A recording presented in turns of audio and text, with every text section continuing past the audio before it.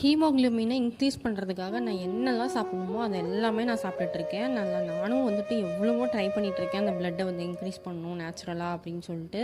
அதுக்கான ரெசிபி தான் இது. இது வந்துட்டு ஆட்டோட நுரையீரல். நுரையீரல் வந்து அவ்வளோ டேஸ்ட்டாக இருக்கும். எனக்கு என் தம்பிக்குலாம் ரொம்ப ரொம்ப ரொம்ப ஃபேவரெட் இது. என் பாப்பாவுக்கும் ரொம்ப ஃபேவரெட்டு. எங்கள் அம்மா வந்து இந்த குழம்பு சூப்பராக செய்வாங்க. செம்ம டேஸ்ட்டாக இருக்கும். இதை கண்டிப்பாக ஒரு தடவையாவது ட்ரை பண்ணி பாருங்கள். இப்போ ஒரு குக்கரில் எண்ணெய் தேவையான அளவுக்கு ஊற்றிட்டு இஞ்சி, பூண்டு, பட்டை, லவங்கம் இது எல்லாத்தையும் அரைச்சி சேர்த்துட்டு சின்ன வெங்காயத்தை நான் வந்து ஒரு பல்ஸ் விட்டு எடுத்து போட்டிருக்கோம். ஒரு 20 சின்ன வெங்காயம் அதையும் போட்டுட்டு கருவேப்பிலை, தக்காளி ஒரு 2 தக்காளி, சின்ன தக்காளியாக இருந்தால் 2, பெரிய தக்காளியாக இருந்தால் 1 போதும். இப்போ இதெல்லாம் போட்டு நல்லா வதங்கிறதுக்காக கல் உப்பு சேர்த்துக்கலாம் தேவையான அளவுக்கு. போட்டு கொஞ்சம் அளவுக்கு நல்லா வதங்கினதுக்கப்புறமா நம்ம எடுத்து வச்சு கட் பண்ணி வச்சுருக்கோம்ல அந்த நுரையீரல் அதையும் இது கூட சேர்த்துட்டு அது கூடவே மஞ்சத்தூள் போட்டு நல்லா பரட்டி விட்டுக்கலாம். தண்ணி எதுவுமே ஆட் பண்ணாதீங்க. இதுலேயே தண்ணி பயங்கரமாக விடும். நான் வேணால் காட்டுறேன் பாருங்கள். அவ்வளோ தண்ணி வரும் இதுலேருந்து. ஃபுல்லாக ட்ரையாக இருந்ததில்ல. இப்போ பாருங்கள் எவ்வளோ தண்ணி இருக்குதுன்னு சொல்லிட்டு.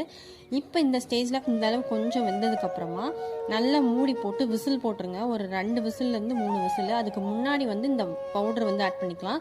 இது என்ன மசாலா அப்படின்னு பார்த்தீங்கன்னா வீட்டில் அரைச்ச கறி மசாலா. அம்மா வந்து சேல்ஸ் பண்ணிகிட்டு இருக்காங்கன்னு உங்களுக்கு எல்லாருக்குமே தெரியும். உங்களுக்கு வேணும் அப்படின்னா நான் நம்பர் கொடுக்குறேன், அதில் வந்து கான்டாக்ட் பண்ணிக்கோங்க.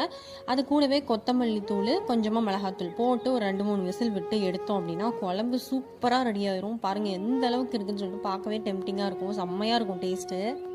இந்த ரெசிப்பியை கண்டிப்பாக ஒரு தடவையாவது ட்ரை பண்ணி பாருங்கள். ஏன்னா அவ்வளோ டேஸ்ட்டாக இருக்கும். கண்டிப்பாக வந்துட்டு உங்களுக்கு எல்லாருக்குமே பிடிக்கும்.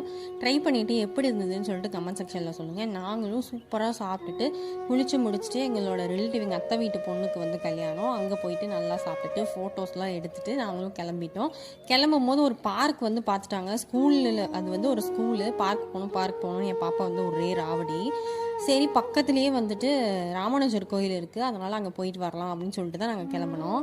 நாங்கள் போகிறப்ப கரெக்டாக வந்து 3:45 ஏன்னா ஓப்பன் பண்ணுற நேரம். ஏன்னா 4 o'clock தான் அவங்க ஓப்பன் பண்ணுவாங்க க்ளோஸ் பண்ணிவிட்டு.